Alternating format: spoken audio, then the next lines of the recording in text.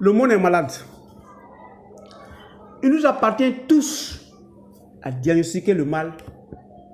Il nous appartient tous à soigner le mal afin de créer le meilleur des mondes possible. Il n'y a pas deux terres, il y a une seule terre où nous vivons et c'est un bien commun. Nous avons l'obligation de sauvegarder cette terre et nous avons l'obligation de sauvegarder l'espèce humaine et de pérenniser l'espèce humaine. Mais comment fait-on pour reconnaître un pervers narcissique et comment fait-on pour le guérir? C'est ce que nous allons voir.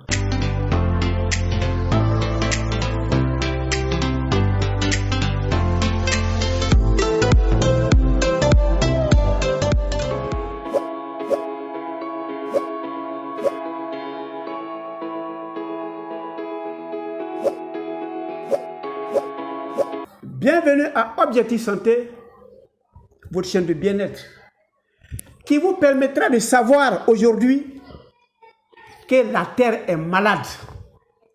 La Terre est malade de ses fils et de ses filles. Et le mal est dû à ceux qui ont des maladies indétectables, souvent qui ne sont même pas conscients qu'ils sont malades, et la société même ne peut pas reconnaître que celui-là est malade, parce que très souvent, c'est lui qui est le dirigeant, c'est lui qui est le leader, c'est lui qui est le président, c'est lui qui est le PCA devant les gens, alors que c'est lui qui est le malade. Donc, il envoie sa communauté, sa société, son pays vers un danger auquel la société souvent ne comprend pas son agissement. Alors, comment détecter aujourd'hui un pervers narcissique? Dans la vidéo passée, j'ai donné deux genres de groupes d'hommes et vous devez être forcément, obligatoirement dans un des groupes. Je souhaite que vous ne soyez pas le pervers narcissique, mais en face de vous, le pervers narcissique doit aller trier son groupe d'hommes qui est prêt à s'associer à lui afin qu'il détruise ce monde. Et il y a les emphatiques et les super empathiques. Ils vont se prendre dans les empathiques qui sont les dépendants affectifs ou qui sont les codépendants affectifs. Ceux-là sont sensibles, très souvent ils ne contrôlent rien, ils suivent la personne qui les a convaincus. Donc le monsieur dont on parle, son ami avec lequel ils sont pratiquement tout le temps, elle est arrivée à savoir que ce monsieur-là est dépendant affectif, il est très sensible, elle a joué sur sa corde sensible et elle l'a mis dans son équipe dans le but que le monsieur l'aide à détruire lui-même son ami. Le pervers narcissique est différent du manipulateur. Le manipulateur, il prend, il va, il ne cherche pas à détruire. Mais le pervers narcissique, non seulement il va se servir dans tes biens, mais avant de partir, il faut te le mettre en genoux avant de partir. Donc, l'équipe est déjà constituée, son ami est très sensible, je le mets de côté, mais je continue à faire mon exploration, à faire ma campagne et à trouver les gens qui peuvent faire mon affaire. Donc aujourd'hui, elle va essayer d'étendre son armée et elle va tomber sur une super empathique. Celui-là est un collaborateur direct du monsieur. Ils font les affaires ensemble. Donc quand il est avec elle, son mari, il parle d'affaires et puis il rentre chez lui. Contrairement au premier qui est avec lui tout le temps, celui-là vient faire ses affaires, il prend ses dividendes, il prend ses bénéfices, il prend sa part et puis il va chez lui. Donc c'est ce qui lui lie avec l'homme d'affaires. Elle approche celui-là, elle veut l'ajouter dans son équipe des destructeurs de son mari. Il faut le mettre à plat, il faut le ruiner, il faut éloigner tout le monde de lui. Avant que je ne parte, il faut qu'il soit à plat. Pendant que moi, je suis en train de me fabriquer, je suis en train de construire, il faut que quand je vais quitter ici, là, tout le monde est coupé de lui, comme on dit en Afrique. Tout le monde est déçu de lui. Je m'en vais, je le laisse vide, je le laisse isolé, et puis je m'en vais. Mais elle tombe sur le collaborateur en entreprise du monsieur qui, lui, il n'est pas dépendant affectif. Donc, il y a des questions, elle pose sur l'entreprise, sur les relations, sur la santé de l'entreprise. Le monsieur refuse de donner ces informations et il lui dit très souvent, madame, vraiment, avec tout le respect que je vous dois, si vous avez des questions sur l'entreprise, posez les questions à votre mari, parce que même à mon épouse à la maison, je ne dirai pas que voilà l'entreprise que je fais et puis voilà comment ça se porte. Elle n'en a pas trop besoin. Il ne faut pas augmenter le stress que nous avons et les convoyer les stress à la maison. Un des totems des manipulateurs, des pervers narcissiques, c'est de leur dire non. Non déclenche les crises. Refuser de lui donner l'information déclenche la crise. Et comme le jeune homme, lui, il est super empathique. Il a le temps d'étudier la dame. Il a vu que la dame s'intéresse de ce qui ne l'intéressait pas et où elle doit aller prendre l'information chez son mari. Elle ne va pas là-bas. C'est moi qui suis le partenaire du monsieur et vient chercher les informations. Moi, mon éducation ne me permet pas de donner l'information de mon entreprise à un parent de mon partenaire d'entreprise. Donc, vaut mieux aller chercher les éléments que tu recherches ailleurs. Mais madame, vraiment, avec tout le respect que je vous dois, je n'ai pas la réponse des questions que vous me posez. Et même s'il y avait la réponse, il faut aller la chercher chez le mari. Parce qu'on vient travailler en entreprise au quotidien. Si ça va, il sait. Si ça ne va pas, il sait. La difficulté que nous avons, il sait. Ce n'est pas à moi d'aller donner à l'épouse de mon partenaire ce qui ne va pas dans l'entreprise. Elle venait de recevoir le coup qui va réveiller sa crise. Désormais, tu es fait partie de mes ennemis et je dois te détruire coûte que coûte. Alors, où elle a eu ce jeune homme? Avant de parler de son histoire avec le jeune homme, je vous demande pour ceux, vous qui venez d'arriver, de cliquer sur s'abonner, soyez des membres, et cliquez sur la cloche afin de suivre la suite de l'histoire. Et à chaque vidéo, vous allez connaître les agissements du pervers narcissique. Il ne pardonne pas, ils n'ont pas de sentiments, ils n'ont pas de pitié. S'il t'appelle chéri, il te fait pour te berner et pour que tu donnes la partie la plus haute à la recherche pour frapper dessus. Et ce jeune homme qui venait de finir dans une grande école du pays et qui a commencé à travailler avec son mari, elle l'a embauché parce que le gars faisait de bons résultats. Et donc, le monsieur aimait travailler avec lui. Et de plus en plus, la confiance se faisant, il lui donnait beaucoup plus de responsabilités. Donc, le jeune homme a vu qu'il a suffisamment d'assises financières et il a décidé de se marier. Il va chercher une épouse. Il va venir trouver le chef d'entreprise. Vraiment, j'ai trouvé une dame que je vais épouser. Et je souhaite que ce soit toi qui pilotes tous les cérémoniales jusqu'à la fin du mariage.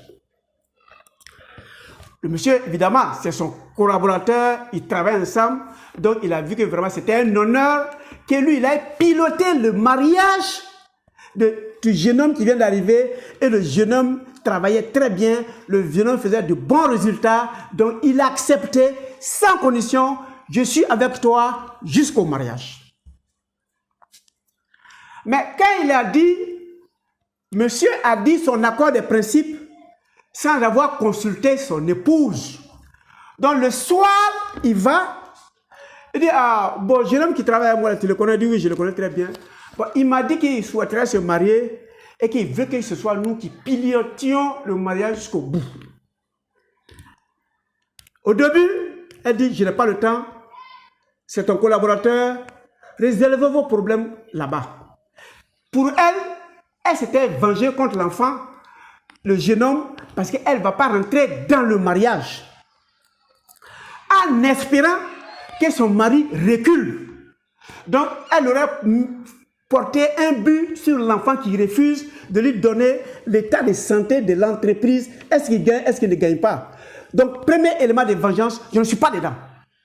Et toi aussi, tu as trop de choses à faire. Pourquoi tu peux prendre ce genre de truc-là? Non. Le monsieur lui dit, je suis d'accord que tu ne sois pas dedans. Mais ne me demande pas pourquoi j'ai accepté. Alors là, tu as extrapolé. Moi, j'ai donné mon accord de principe et je vais mener ce mariage à bout. Donc, il se met à préparer le mariage avec d'autres personnes qui ne sont pas elles. À la veille du mariage, elle a découvert que le premier plan pour taper le jeune homme a échoué. Alors, comme le pervers narcissique ne se décourage jamais, il ne démord jamais son souhait de voir que cet enfant, le mariage a échoué, elle n'a pas pu l'empêcher. Le mariage va se faire, donc il faut faire de telle sorte que quand ils vont se marier là, je fais en sorte qu'il y ait divorce. Regardez jusqu'à où les pervers narcissiques sont méchants. Donc, pendant que le monsieur était en train de faire le mariage, elle l'appelle vers 10 h. Chérie, à l'entreprise, on vient de me donner la permission de venir participer au mariage. Comme vous êtes très loin, parce que c'était dans une autre ville, qu'est-ce que je dois faire pour participer dans le mariage? Le mari lui dit, mais comme on est dans une autre ville, et on viendra après le mariage dans leur maison conjugale, donc va aider ceux qui sont là-bas, qui sont en train de préparer notre venue. Elle se précipite là-bas, elle allait les trouver en train de travailler. Le manipulateur et le pervers narcissique ont horreur de quelque chose, c'est d'être dans un rang. Ils doivent être à la tête du rang. Il va trouver les gens c'était bien organisés, vous vous occupez de l'accueil, vous vous occupez de la maison, vous vous occupez de la restauration, vous vous occupez de la boisson.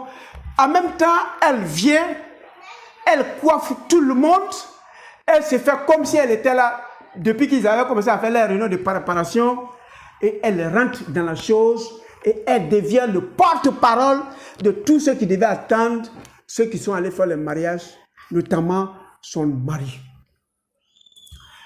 Quand ils sont venus avec la mariée, c'est elle qui prend la parole, elle se présente telle que c'est elle qui est le parent de la femme qui s'est mariée, et elle dit dans l'assemblée là-bas, si tu as un problème là, n'hésite pas de me dire, parce que ton mari là fait partie de notre famille.